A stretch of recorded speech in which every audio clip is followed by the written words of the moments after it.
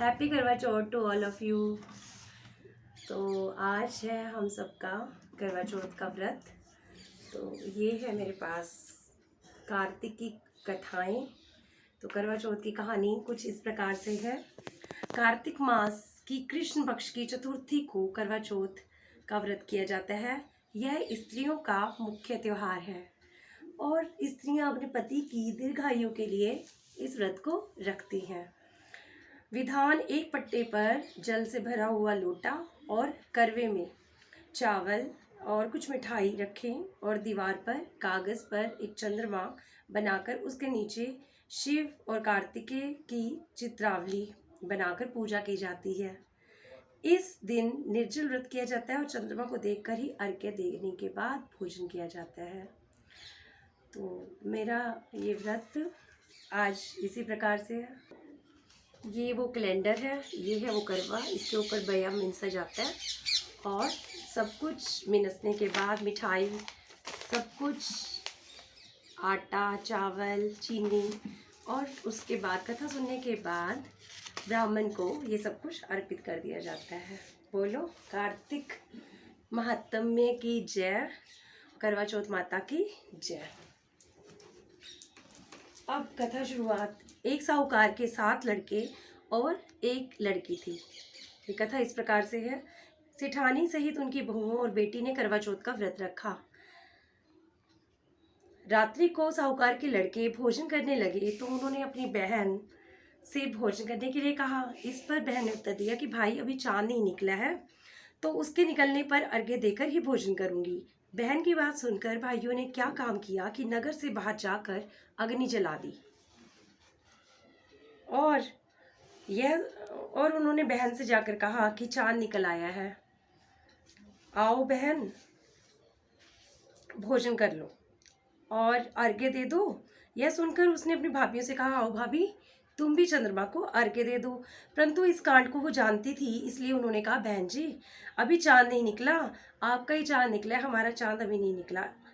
तो तेरे भाई तेरे से धोखा करते हुए अग्नि का प्रकाश छलने से दिखा रहे हैं। भाभियों की बात सुनकर भी उसने ध्यान न दिया और भाइयों द्वारा दिखाए हुए प्रकाश को ही चंद्रमा समझकर अर्घ्य दे दिया और भोजन कर लिया। इस प्रकार व्रत भंग करने से गणेश जी अप्रसन्न हो गए और इसके बाद उसके पति सखत बीमार हो गया और जो कुछ घर में था उसका सब बीमारी में लग गया। जब उसे अपने किए हुए दोषों का पता चला तो उसे बड़ा पश्चाताप हुआ।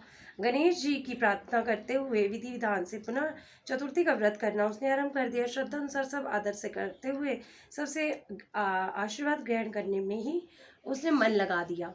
इस प्रकार उसके श्रद्धा और भक्ति सहित कर्म को देखकर भगवान गणेश उस पर प्रसन्न हो गए और उसके पति को जीवन दान देकर आरोग्य करने के साथ साथ उसे धन संपत्ति से युक्त कर दिया। इस प्रकार जो कोई भी छल कपट को त्याग कर श्रद्धा और भक्ति से चतुर्थी का व्रत करेंगे वे सब प्रकार से सुखी होते हैं और सारे क्लेशों से मुक्त होते हैं। उनके पति की दीर्घायु होती है। बोलो करवा माता की जय। इसके साथ ही गणेश जी की भी कहानी पढ़ी जाती है ताकि 2 कथाएं हो जाए। एक अंधी बुढ़िया थी जिसका एक लड़का और लड़के की पत्नी थी। वह बहुत गरीब थी। वह अंधी बुढ़िया नित्य प्रति गणेश जी की पूजा करती थी। गणेश जी साक्षात सन्मुख आकर कहते थे कि बुढ़िया माई तू जो चाहे सो मांग ले। बुढ़िया कहती, मुझे क्या मांगना, मुझे तो मांगना भी नहीं आता, सो कैसे कहूँ और क्या कहूँ। तब गणेश जी बोले, अपने बहू बेटे से पूछ लो। तब बुढ़िया ने अपने पुत्र और पुत्र वधू से पूछा तो बेटा और बहू बोले धन मांग लो। बहू ने कहा कि पोता मांग लो। तब बुढ़िया ने सोचा बेटा बहू तो अपने अपने मतलब की बात कह रहे हैं, तो बुढ़िया पड़ोसनों से पूछने चली गई।